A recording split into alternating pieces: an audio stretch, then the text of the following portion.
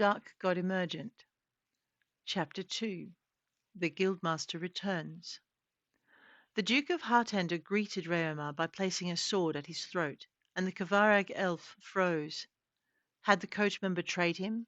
He wondered, as the Duke growled out a demand. "Who are you, and what are you doing on the road so late?" he demanded. Reomar sent a hasty prayer to Anshul and cast a hasty glamour. "You don't recognize me?" he asked, relieved when the Duke stared at him, squinting as though not quite believing his eyes. If the magic had worked, the Duke would be seeing a slim, dark-haired man with hazel eyes, a human about whom he'd feel a faint sense of familiarity. "It's Raymond of Wilderjohn," Reomar explained, quickly building on the impression. "We met on your last visit there. Don't you remember?" He watched as the Duke's eyes narrowed, holding himself as he watched the man's mind work. It was a relief when the man lifted his sword away and sheathed it. "You still haven't told me what you're doing meeting us this far out of the city," he stated, settling back in his seat and rapping on the ceiling to signal the driver to continue. "You don't remember?" Roma managed to inject a little hurt into his voice, but the Duke wasn't falling for it. He shook his head, his expression speculative. "You told me that if ever my journeys took me close to your estate, I was to look you up. I was on my way there when I saw your carriage and flagged it down." He watched the man's face, then added, "Your driver recognized me." The Duke's lips twitched. "He has an eye for faces," the Duke remarked. "I'm glad he saw you." Rehomer almost breathed a sigh of relief, but hid the emotion with a brisk nod. "Since you haven't thrown me back into the night," he added, "I'm guessing you're agreeable to letting me accompany you to the city?" "Yes," the Duke admitted warily. Rehomer didn't hide his relief at the answer. "Then I won't impose on you beyond that," he told the man. "I have business to attend and must return to Wilderton post-haste after. I have an inn I usually stay at." "Will it be open?" the Duke asked. "It is late." "It'll be open for me," Rehomer told him. "I pay well enough." The Duke gave him a deprecating smile. "I can imagine." He glanced out the window, seeming disinclined to talk. Rehomer didn't push him. The glamour would only hold so far. They settled into an easy silence, with the Duke directing his driver to drop Rehomer off at the inn. "Thank you." The Duke waved him away. "It's a small matter between old friends." Rehomer managed a small smile, but there was something about the way the Duke said "old friends" that worried him. Was the glamour wearing off? Had it worked at all? He made a note to look into the Duke and why he might be resistant to magic. The inn wasn't too far from his next destination. Rehomer turned into a nondescript side street before walking the half-mile he needed to cover in order to reach a small supply store, and it was a simple matter to pick the lock on the front door. Once inside, Rehomer closed and locked the door behind him before traversing the shop interior and exiting through the back door. The alley behind the store was called Stinking Alley because of the offal rotting behind the butchery at one end and the fish scraps behind the fishmongers at the other. In between them, however, plant life festooned the alley walls, and flowers bloomed from unlikely spaces between the buildings.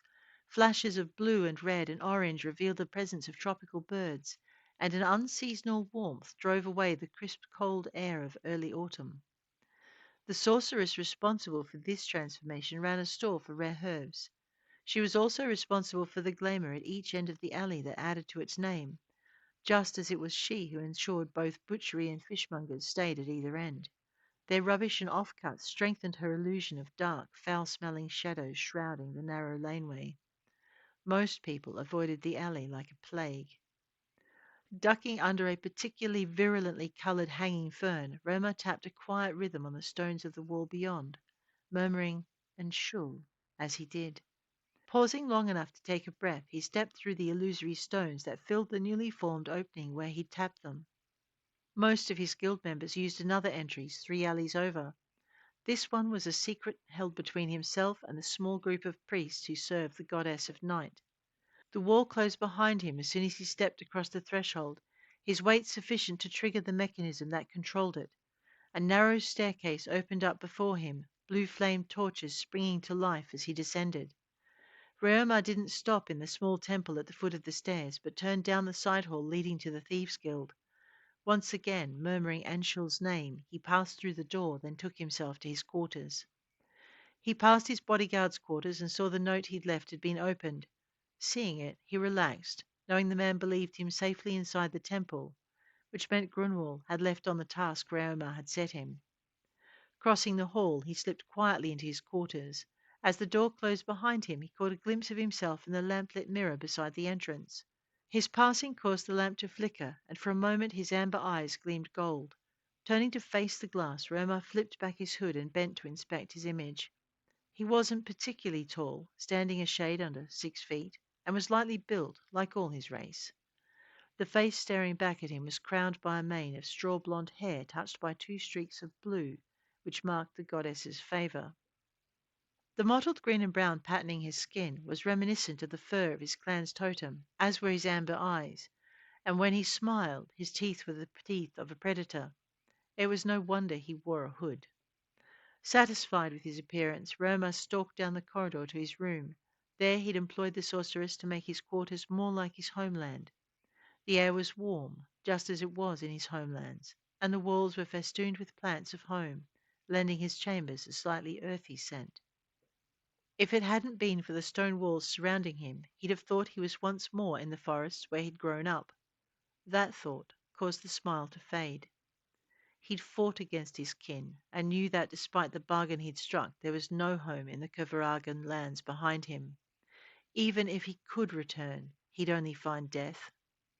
No, he didn't yearn to go back. He had all he wanted here, including the freedom he'd craved badly enough to risk his life for. But even so, shaking himself free of the melancholy that accompanied such thoughts, Roma pushed the memories away. He moved through his personal chamber via a vine-shrouded doorway that led to a bare stone room. In it stood a low ebonwood table with a low ebonwood stool. In the centre of the table stood a large water-filled bowl of smoky crystal. The room was the only chamber in his suite that was devoid of plant life, and it was cloaked with a silence so intense it almost made his ears ache. That was a good sign. It meant his quarters had been undisturbed. Whispering softly in his native tongue, Roma broke the spell, giving the room its silence. His words made the lanterns on the wall sconces flare to life. Blue light from blue flame banished the black shadows in the corners, softening the harshness of the bare walls. Roma noticed the colour of the flame and felt a part of himself relax. The goddess was with him still. With a soft breath of relief, he raised a hand to lift the mottled green soapstone hanging around his neck clear of his tunic. It was carved in the shape of a winged weaver, one of Enshul's chosen forms. The warm stone felt almost alive in his hand as he raised it so he could see the gemstones set down the weaver's centre. Philemeth, he whispered to the goddess. My name is Rama Philemeth, and I am both Guildmaster and your faithful servant. The gemstones flared once in acknowledgement, and Rama smiled. Seating himself behind the table, he tucked the weaver back inside his tunic and laid his hands on either side of the bowl. His hands looked like mottled green and brown smoke through the crystal. His reflected eyes stared back at him from the watery depths that lay becalmed before him. Their tawny amber gleams shone attentively back, challenging him to begin. Raoma answered that challenge by blowing softly across the bowl's surface. Waiting until the ripples subsided, he focused his mind, preparing the spell he needed. When the water was once again still, he spoke, imagining he could see the words settle to its surface. Once the last syllable lay drifting between the bowl's crystal walls, the water shimmered, and an image obscured the sides of the bowl. Roma froze, hardly daring to breathe. He had found the spymaster's apprentice.